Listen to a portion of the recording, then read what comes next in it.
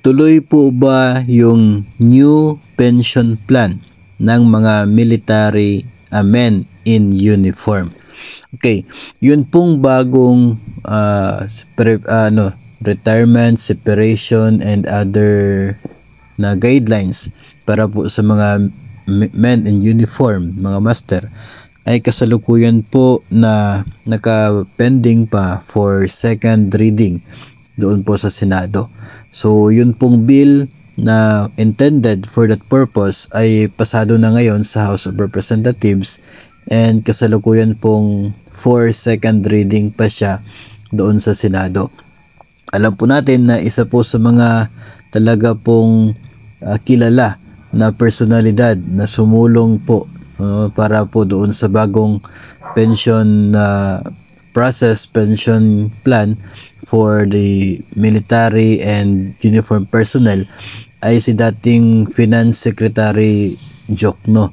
Kaya nga po marami yung medyo nega sa kanya na mga men in uniform dahil doon sa kanyang proposal na ganon. And sa ngayon mga master, kahit nga po siya ay hindi na yung Finance Secretary, ay since ongoing po yung paggawa ng bagong batas intended for that purpose, ay matutuloy pa rin po, no? Yun pong proposal na yon. Ngayon kung ito ba ay mai-implement, so depende po yan kung magiging batas na, no? So far ay doon pa lang naman sa House of Representatives pumasa. Ngayon ay nasa second reading pa ito sa Senado. So kapag maaprubahan naman ito ng mga senador at magkaroon ng consensus na versions itong dalawang houses of the Congress, then magkakaroon na ng batas for this purpose kapag lalagdaan na ni Pangulong Marcos.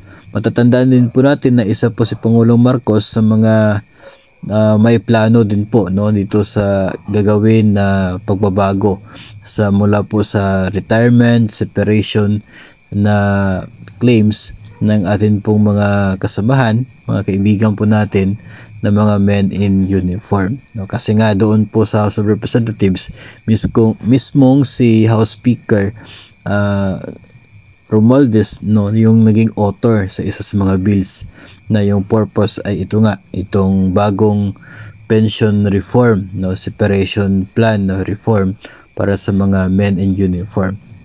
So sa ngayon, wala pa tayong definite na na petsa, buwan o kaya ay taon kung kailan ito magiging for implementation, kasi nga hindi pa naman ito batas, no? So mag-abang naman po tayo sa magiging resulta doon sa Senado kung sakali po na ito ay kanilang aprubahan, and sakali din po na ito ay lagdaan po ng Pangulo, then that's the time na pwede po natin sabihin na in effect na, no, or magiging in effect na yung bagong retirement separation na na process guidelines para sa mga military and uniform personnel.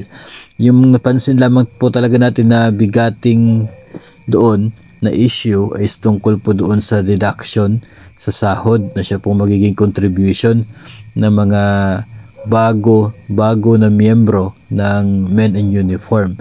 No, yung mga aktibo po at mga kasalukuyang pensioner hindi po sila apektado doon.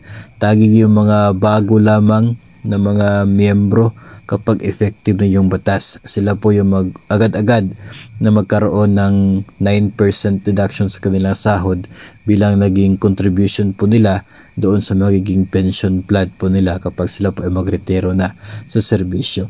So just make sure na kayo po ay nakasubaybay din dito sa ating YouTube channel at Facebook page para the moment na ito ay maging batas ay ma-explain din po natin yung magiging nilalaman ng batas na yon regarding dito sa plano ng gobyerno na pagbabago sa pamamaraan ng pension, separation and other claims ng mga military and uniform personnel.